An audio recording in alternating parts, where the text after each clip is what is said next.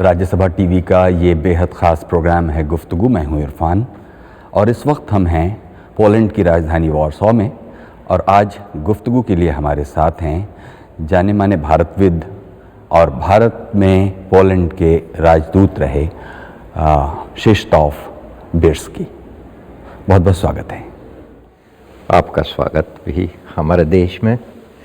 ये बड़ी खुशी है कि आप दूर दूर से आए हैं और कि हम इस स्थान में मिल सकते हैं, क्योंकि यह विश्वविद्यालय ये मेरा अपना विश्वविद्यालय है। मेरे दो विश्वविद्यालय हैं अपने जी। एक तो बनारस हिंदू विश्वविद्यालय और एक यही वारसा विश्वविद्यालय। इधर एमए करके हम हिंदुस्तान चले गए और बनारस गए और बीएचयू में फिर पीएचडी हमने किया है।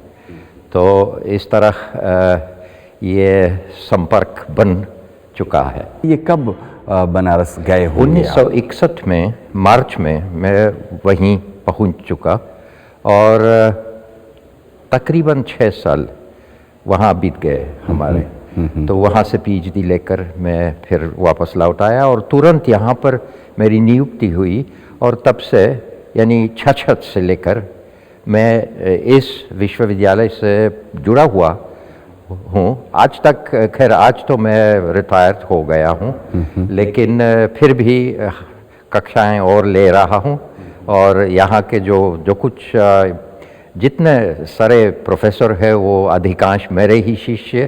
तो बड़ी खुशी है देखकर कि भारतीय विद्या का अध्ययन यहाँ पर बहुत अच्छी तरह से विकसित हो रहा है और बहुत ही काबिल लोग इसमें सक्रिय हैं। और फिर हम हिंदुस्तान से भी लोग आ जाते हैं, बार बार आते हैं लोग, या तो हिंदी पढ़ाने के लिए या तो तमिल पढ़ाने के लिए। इसलिए ये ताल्लुकात बनता ही रहता है। तो जो वक्त आपका बनारस में गुजरा, तो आप जो पीएचडी कर रहे थे जी हाँ। किस विषय में पीएचडी? नाट्य शास्त्र। वो देखिए ऐसा हुआ कि मेरे परिवार वाले माता पिता वो थिएटर के क्षेत्र में सक्रिय रहे। तो मेरे मन में यह हुआ कि इन लोगों के लिए भी रुचिकार होगा अगर मैं इस विषय में कुछ थोड़ा सा देख लूँगा। तो और ऐसा हुआ कि वो शुरू से यानी यहाँ पर एमए थीसिस के लिए मैंने हर्षवर्धन शीलादित्य का कृतियों को ले लिया, यानी ये 3 नाटक जो रत्नावली इत्यादि। तो उस पर मेरा एमए थीसिस मैंने उस पर लिखा। तो फिर इस दिशा में मैं स्वाभाविक था कि मैं इस दिशा में और आगे चलूँगा। और मैं इतना कहना चाहता हूँ कि मैं बहुत आभारी हूँ कि ऐसा हुआ, कि भाग्य मेरा ऐसा हुआ। क्योंकि देखिए ऐसा है कि नाट्य शास्त्र में नाट्य का जो परिभाषा है वो लोक स्वभाव है। लोक स्वभाव। तो फिर मुझे ये प्रश्न पूछना था कि यह लोक स्वभाव भारतीयों के अनुसार कैसा। इसलिए मुझे दर्शन के क्षेत्र में भी जाना पड़ा, वेदों को देखना भी पड़ा, वैदिक साहित्य और आदि तरह तरह के क्षेत्रों में मुझे बस जाना पड़ा। क्योंकि अगर लोक स्वभाव का प्रश्न आप पूछते हैं तो किस तरह भारतीय लोग किस तरह भारत में इस लोक स्वभाव को समझते हैं। इसलिए ये देखिए समझ लीजिए कि एक तरह की कुंजी हुई, सुवर्ण कुंजी, सोने की कुंजी थी, जिससे मुझको भारतीय जो खजाना है, भारतीय संस्कृति का खजाना, उस खजाने को खोल दिया हमने। और ये नाट्य शास्त्र, ये कुंजी नाट्य शास्त्र भारत मुनि का। और जब आपने इस खजाने को खोला तो क्या पाया? देखिए एक ऐसी चीज़ मेरे सामने ऐसी बात खड़ी हुई है कि विश्व का जो स्वभाव है वो पूछना था कि ये क्या किस तरह इसकी परिभाषा होती है, और इस बीच में मैं धर्म क्या चीज़ है ये अपने से पूछा। तो देखिए, प्रायः जब मैं आपसे पूछूंगा कि हिंदुस्तान में रिलीजन के लिए क्या शब्द है, तो जवाब मिलेगा कि ये धर्म है। धर्म, ये गलत है। वस्तु स्वभाव इति धर्म, यानी हर एक वस्तु का अपना स्वभाव, वही धर्म है। रिलीजन हाँ वो इसी के अंदर है, लेकिन धर्म जो है वो इससे बहुत बड़ा है। ये तो एक दार्शनिक संकल्प है। इसलिए मैं जब इस पर विचार विमर्श किया है तो इसके बारे में भी जानना चाहा कि इसकी परिभाषा के अतिरिक्त वो धर्म क्यों इस शब्द का इस्तेमाल किया है। धृ धातु मतलब टू सस्टेन, टू सस्टेन। तो मेरे सामने ये आ गया है कि सबसे महत्वपूर्ण जो कल्पना है, विचार है, वो ये है कि दुनिया जो हमको मिल गया, मानव जाति को जो दुनिया मिल गई, इस दुनिया को सस्टेन करना चाहिए। धारयति लोकन इति धर्म, यानी जो लोगों को यानी विश्व का धारण करता है, यही है धर्म।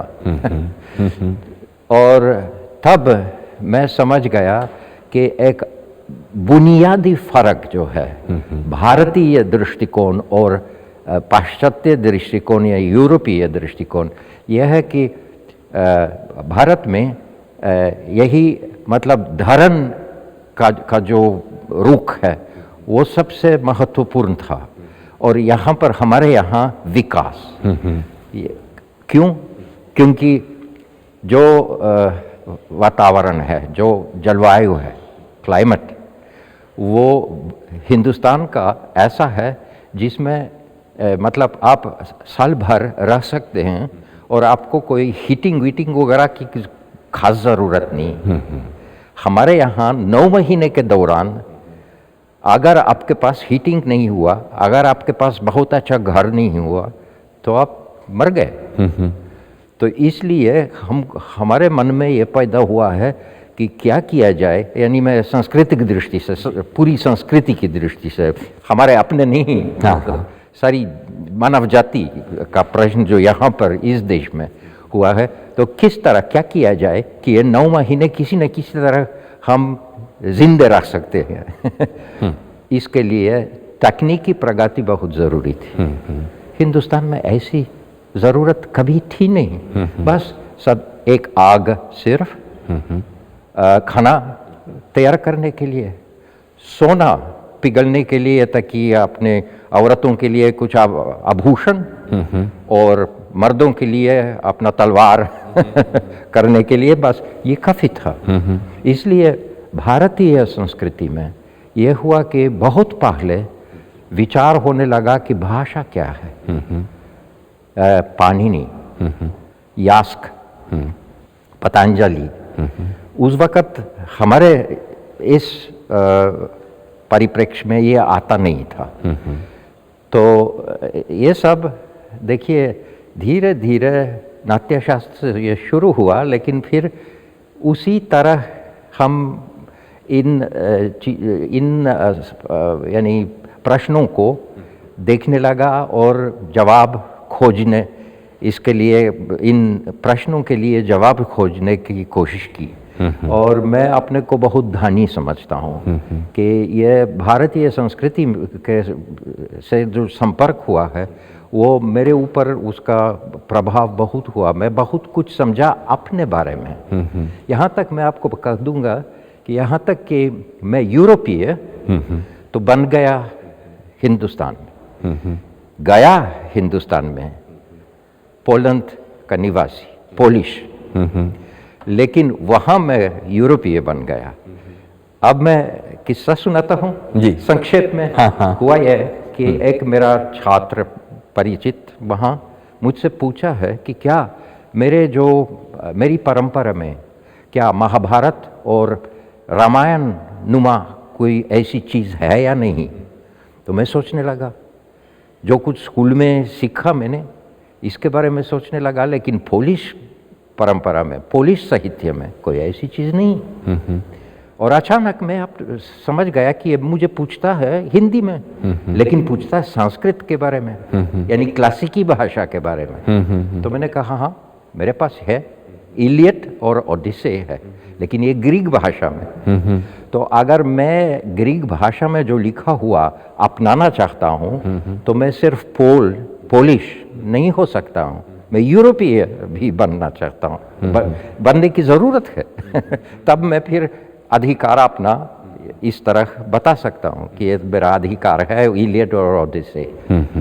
उस वक़्त देखिए, यह तब से शुरू हुआ ये मेरा विचार कि ये संपर्क जो दोनों के बीच में है, यानी भारत और यूरोप।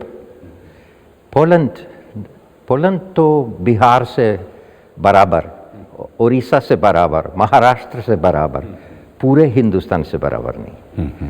पूरे हिंदुस्तान से तो यूरोप बराबर है।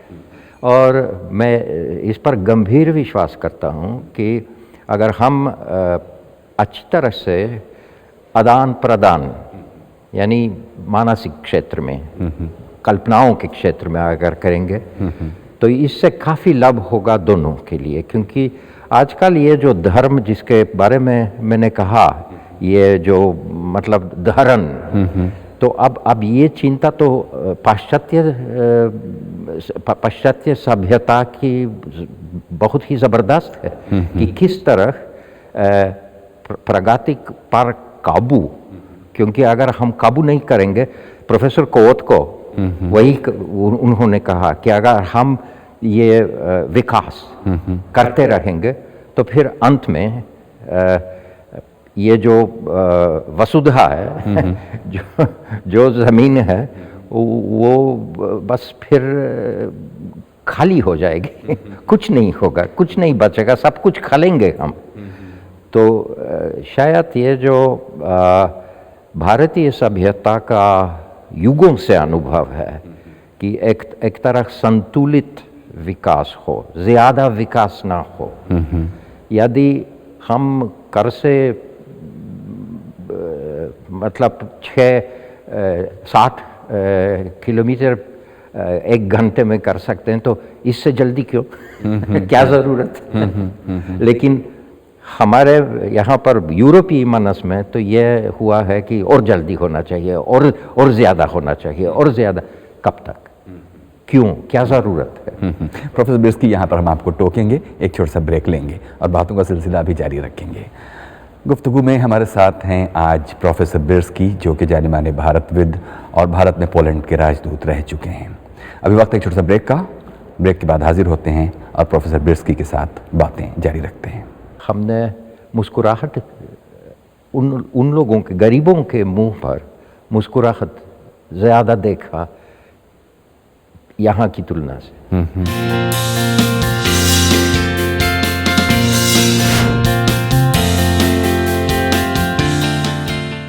स्वागत है एक बार फिर से, आप देख रहे हैं गुफ्तगू। हम हैं आज पोलैंड की राजधानी वॉर्सो में, जहां हमारी मुलाकात जाने माने भारतविद और भारत में पोलैंड के राजदूत रह चुके प्रोफेसर क्शिश्तोफ बिर्स्की के साथ हो रही है। हमें बताइए प्रोफेसर बिर्स्की, आपने कहा कि एक यूरोपीय की नज़र से जब आप हिंदुस्तान पहुंचते हैं या पहुंचे, तो हिंदुस्तान के प्रति आपका एक तरह का प्रेम अनेक कारणों से विकसित हुआ। एक तरफ यूरोप में विकास और प्रगति का एक रूप है, और दूसरी तरफ खुद जिस हिंदुस्तान में आपका समय गुजरा, वहाँ जीवन जैसा है, जैसा रहा, आपने जो देखा, इन दोनों के बीच में कभी आपको प्रगति का वो रूप भारत में नहीं है? लोग बहुत मुसीबतों में ज़िंदगी गुजारते हैं, एक बड़ी आबादी हिंदुस्तान की। देखिए, एक चीज़ तो ये कहना है कि मुसीबत तो हर जगह में हो सकता है, हर जगह गरीबी भी होती है। इसको शायद हमारे यहाँ इतना ज़्यादा नज़र में नहीं आता है क्योंकि ठंड है, इसीलिए छिपा हुआ है। हाँ। गरीबी छिपी हुई है। गर्म देश में गरीबी बस नज़र में आती है, वो सड़कों पर बाहर। तो ये एक चीज़ है। सवाल यह है कि गरीबी तो सही हमने देखा है, लेकिन इसके साथ साथ हमने मुस्कुराहट उन लोगों के, गरीबों के मुंह पर मुस्कुराहट ज़्यादा देखा यहाँ की तुलना से। यहाँ पर अमीर लोगों के मुंह पर मुस्कुराहट कम आता है।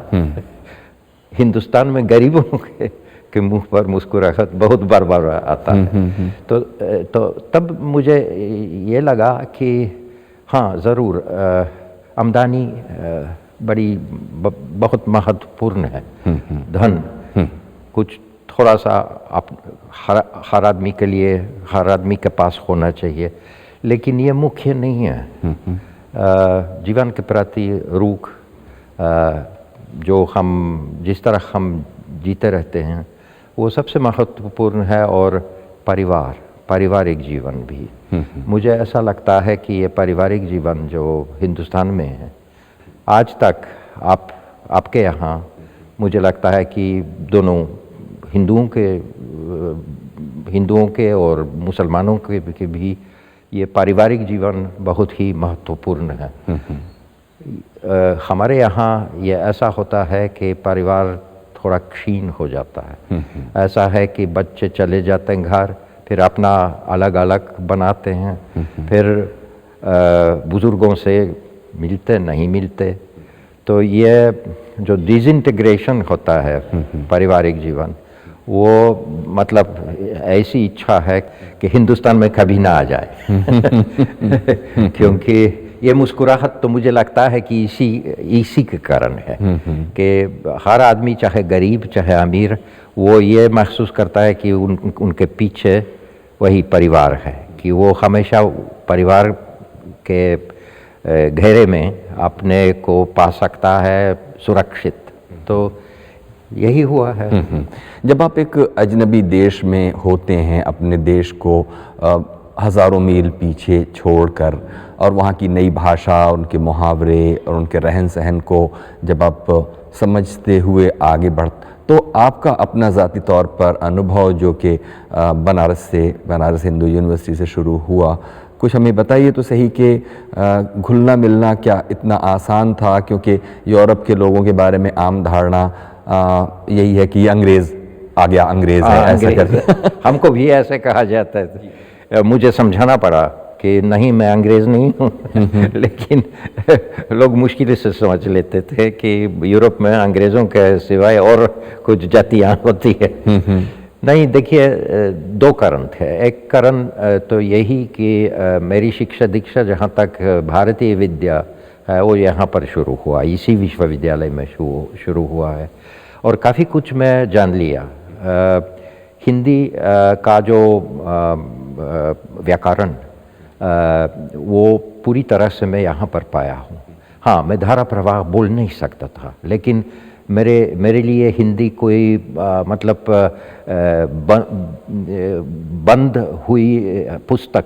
बंद हुआ पुस्तक नहीं था। वो खुला हुआ है, और बहुत जल्दी मैं, यूँ कि बतूनी आदमी तो इसलिए बहुत जल्दी में मुझसे रहा नहीं गया कि लोग बात करते हैं और हम बैठते हैं, इसमें भाग नहीं लेते। तो बहुत जल्दी मैं बोलने लगा।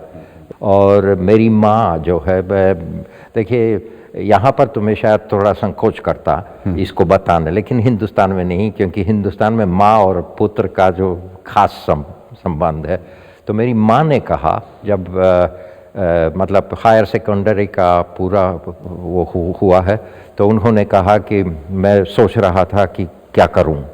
तो मैंने सोचा कि अंग्रेज़ी थोड़ी आती थी, और ठीक है, इंग्लिश मैं पढ़ लूँगा। माता जी ने कहा कि देखो भाई, अंग्रेज़ी तो सब लोग जानते, और तुमको भी जानना पड़ेगा, और इस्तेमाल भी करना पड़ेगा आगे आने वाले, लेकिन कुछ ऐसी भाषा कहीं खोज लो जो कि मतलब यहाँ पर कोई नहीं जानता। और उन्होंने कहा, देखिए, जब मैं जवान थी तो मैं बहुत चाहती थी कि मैं हिंदुस्तान में चली जाऊं। कुछ पढ़ लिया, ये किपलिंग इत्यादि इत्यादि, तो बहुत वो सोच रहे। और मैंने कहा ठीक है, माता जी कहती है तो हाथ जोड़कर हमने मान लिया। और देखिए कभी पश्चाताप नहीं हुआ। और एक चीज़ मैं आपको बता दूंगा, ये तो खैर थोड़ी सी ऐसी, क्या मैं कहूँ, आध्यात्मिक। मेरा नामकरण, जो ईसाइयों में नामकरण होता है ना, बचपन में गिरजाघर चले जाते हैं और वहाँ पानी के साथ कुछ पूजा वूजा वगैरह और नामकरण होता है। तो मेरा नामकरण, क्योंकि मेरा जन्म हुआ विल्न्यूस में, जो आजकल लिथुआनिया, उस वक़्त पोलैंड थी। तो ये मेरा नामकरण जो था वो एक ऐसे गिरजाघर में था जिसका नाम है ओस्त्रा ब्रामा। ओस्त्रा ब्रामा पोलिश भाषा में, तो इसका कोई और अर्थ है, लेकिन लिथुआनियन भाषा, जो कि संस्कृत से बहुत काफ़ी नज़दीक है, लिथुआनियन भाषा में उस स्थान का नाम है औश्रोस वर्तय। औश्रोस वर्तय मतलब उषा द्वार। औश्रोस तो उषास है। ये मतलब वैज्ञानिक सिद्धांत है। तो मैं ये सोचने लगा कि जब मेरा नामकरण उषा के द्वार पर हुआ है तो मुझे उसी ओर जाना ही पड़ा जहाँ उषा है। उषस। तो देखिए, ये खैर किस्सा इस तरह बनी हुई है। लेकिन मैं अपने को, जैसे मैंने कहा, मैं अपने को भाग्यवान समझता हूँ, क्योंकि बहुत कुछ सीख लिया, न केवल हिंदुस्तान के बारे में, लेकिन अपने आप के बारे में, अपने यूरोप के बारे में, कि हम किस तरह हैं। क्योंकि देखिए, मैं हमेशा इसका उदाहरण लेना पसंद करता हूँ। एक किपलिंग का जो ईस्ट वेस्ट बैलड है, कि ईस्ट और वेस्ट कभी मिलते नहीं, लेकिन लोग आगे नहीं जाते हैं। और आगे, but when two strong men stand face to face, there is neither east nor west. तो मतलब जब बलवान लोग खड़े हैं आमने सामने, तो कोई पश्चिम या पूर्व नहीं होता है। एक, मैं समझता हूँ कि सिर्फ अभी ये संभव हुआ जब यूरोपीय संघ बन चुका है, यूरोपीय यूनियन बन चुका है। तो अब हम जितना हिंदुस्तान बलवान है सांस्कृतिक दृष्टि से, सिविलाइजेशन की दृष्टि से, इतना बलवान हम भी बन गए। जब सिर्फ अंग्रेज चला गया हिंदुस्तान में, वो इतना बलवान जितना हिंदुस्तान नहीं था। फ्रांस का आदमी कोई जाए, वो भी नहीं। पोलैंड का अपना, जैसे हम भी नहीं, यूरोपीय, हाँ, तब हम आमने सामने खड़े हो सकते हैं और कह सकते हैं हाँ, हम बराबर बलवान हैं। तो ये मेरा निष्कर्ष हुआ है इसी अनुभव से। अभी एक ब्रेक लेंगे प्रोफेसर बिर्स्की, इसके बाद फिर बातें जारी रखते हैं। अभी वक्त है छोटे से ब्रेक का। ब्रेक के बाद हाजिर होते हैं और बातें जारी रखते हैं जाने माने भारतविद श्रीष्टोफ बिर्स्की के साथ। तो मैंने कहा, देखिए, हाथ जोड़ के मैंने कहा मैं कोई गुप्तचर नहीं हूँ।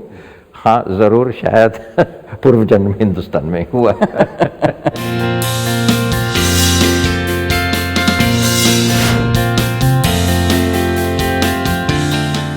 स्वागत है एक बार फिर से प्रोग्राम गुफ्तगू में। आप हैं आज श्रीष्टोफ बिर्स्की के साथ। प्रोफेसर बिर्स्की, हमको बताइए कि हिंदुस्तान में रहते हुए और वापस आने के बाद भी हिंदुस्तानी संगीत और फिल्मों और जो सांस्कृतिक जीवन है और गतिविधियां हैं, उसके साथ आपका रिश्ता कैसा बन पाया?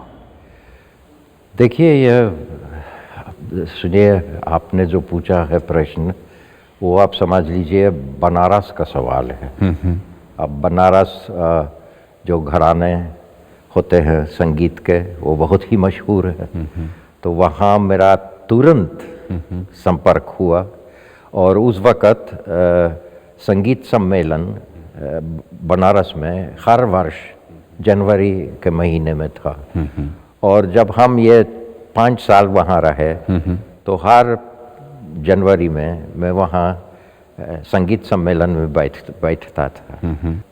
कभी लोगों ने पूछा मुझसे कि देखो तुम इतने सारे साल वहाँ रहे तो कैसे ना तो फिलहारमोनी सुन नहीं सकते थे या तो अपने पुलिस थिएटर। मैंने कहा क्या सवाल है, वहाँ तो सांस्कृतिक जीवन इतना ज़बरदस्त है हिंदुस्तान में कि कोई कमी नहीं महसूस, कभी मुझे महसूस नहीं हुआ कि कोई कमी है। नहीं, वो मतलब हर रोज़ कुछ न कुछ होता था। उसी वक़्त संगीत जो संगीत विभाग बीचू का था, ओमकार नाथ ठाकुर थे वहाँ मुख्य, हेड ऑफ डिपार्टमेंट। हाँ, मुख्य। तो वहाँ भी संगीत सुनने का मौका मिलता रहा। और इसके साथ साथ छात्रों के साथ भी बहुत नज़दीक हम आ गए, मित्र बन गए, हम साथ साथ गाना गाते थे इत्यादि इत्यादि। तो इसलिए मुझे कभी किसी दिन कोई ऐसा मुझे महसूस नहीं किया कि मुझे कोई कमी है, कि मुझे सांस्कृतिक दृष्टि से मैं एक मतलब परदेसी अपने को समझता हूँ जिसका कोई ताल्लुकात नहीं है वहाँ के। हो सकता है, देखिए एक दिन ऐसा हुआ, इतवार खाने के बाद हम वो जनवरी या दिसंबर खाने के बाद धूप खाने के लिए हम निकले अपने हॉस्टल से और छात्रों के साथ, अपने मित्रों के साथ हम आराम ले रहे थे, धूप खा रहे थे। तो एक बार वो हमारा मित्र ने कहा कि, क्योंकि बात चल रही थी, और उसने कहा कि देखो भाई, ये अजीब चीज़ है, जब ये बिर्स्की जो है हमारे साथ यहाँ पर बात कर रहा है तो हमें कोई महसूस नहीं है कि परदेसी है। तो दो संभावनाएं हैं।